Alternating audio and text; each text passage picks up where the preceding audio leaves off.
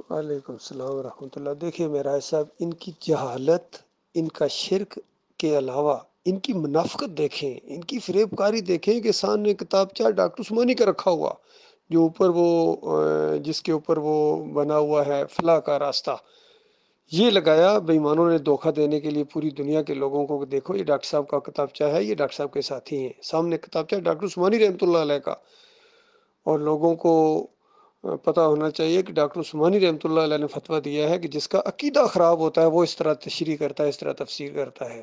جس کا عقیدہ خراب ہوتا ہے نا، یعنی ایمان اس کا صحیح نہیں ہوتا ہے، وہ اس طرح تشریح کرتا ہے کہ یوسف علیہ السلام کو سجدہ ہوا۔ تو اس طرح تشریح کس نے کی ہے؟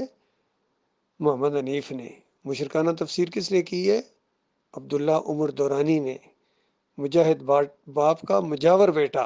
یہ خالص دنیا کی خاطر یقین کریں، سستی شہرت کے لیے، امیر جماعت بننے کے لیے اس نے یہ گلا پھاڑا تھا۔ وہ دنیا حاصل ہو گئی اس کو، محمد حنیف نے بھی اس کے اوپر اعتماد، اس نے محمد حنیف کو بھی دھوکہ دے دیا، یقین کریں، کہ اس کو اپنے رنگ میں چڑھا کے کہ بالکل تمہارے مشن کو آگے لے کے جاؤں گا۔ تو محمد حنیف نے اس کو یہ امارت دی، اور ساتھ ہی تاکید کی کہ دیکھو اس شرک کے اوپر قائم رہنا، اور جماعت کو بھی اس نے تاکید کی کہ اس معاملے میں عبداللہ عمر کا ساتھ دینا۔ اور پھر محمد حنیف کے مرنے کے 3 دن بعد جو ان کا پہلا اجلاس ہوا کیماڑی کی مسجد میں، تو ان بے ایمانوں نے اس طاغوت کی تعریفیں کرنا شروع کر دی جس نے کفر و شرک پھیلایا جماعت کے اندر، اور پھر دعا مانگی کہ یا اللہ ہمیں محمد حنیف کے نقش قدم پر چلنے کی توفیق عطا فرما تاکہ تیری توحید کو بیان کریں۔ اندازہ لگائی کس قدر جہالت اور کس قدر فریب کاری ہے۔ اس سے زیادہ کوئی انسانیت کو دھوکہ نہیں دیا جا سکتا ہے۔ یہ خالص ابلیس بن گئے ہیں، یقین کریں۔ ابلیس بھی حیران ہوتا ہوگا کہ اس سے بھی آگے چلے گئے ہیں فریب کاری کے اندر۔ جس طرح صبح بھی ایک بھائی نے ایک ڈالا جو کسی مولوی کا، کس قدر وہ فریب دے رہا تھا۔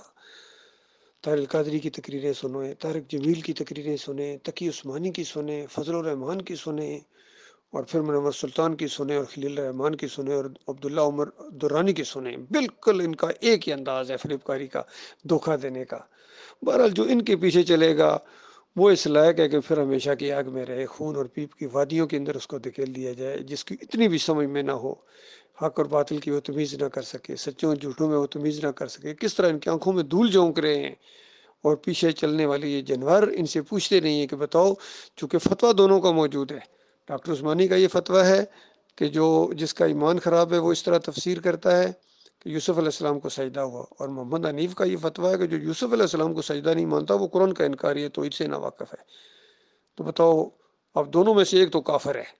لہٰذا ہم بالکل اعلان کے ساتھ کہتے ہیں کہ محمد حنیف کافر ہے، مشرک گزرا ہے، طاغوت گزرا ہے۔ ڈاکٹر عثمانی رحمۃ اللہ علیہ کا عقیدہ بالکل قرآن کے مطابق، اور بالکل سمجھ میں آنے والا، تمام انبیاء کی دعوت کے مطابق، قرآن کے پورے مزاج کے مطابق، اور دوسری آیات اس کی سپورٹ کرتی ہیں۔ سورہ مریم کی 58 نمبر آیت پڑھو، اور سورہ آل عمران کی 80 نمبر آیت پڑھو، اس سے ایک آیت پہلے بھی، اس کے علاوہ بھی سورہ زمر کی آیتیں پڑھو۔ ہر جگہ اللہ تعالیٰ نے یہی مسئلہ بیان کیا ہے کہ سارے انبیاء کا دین ایک، اور شریعت کے اندر تبدیلی ہوتی ہے، دین سب کا ایک ہے۔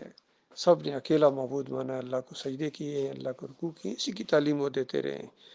اللہ تعالیٰ مخلص مومنوں کو ایمان خالص کے اوپر قائم رکھے، اور ان کے فریب سے اللہ تعالیٰ ہمارے بھائیوں کو بچائے۔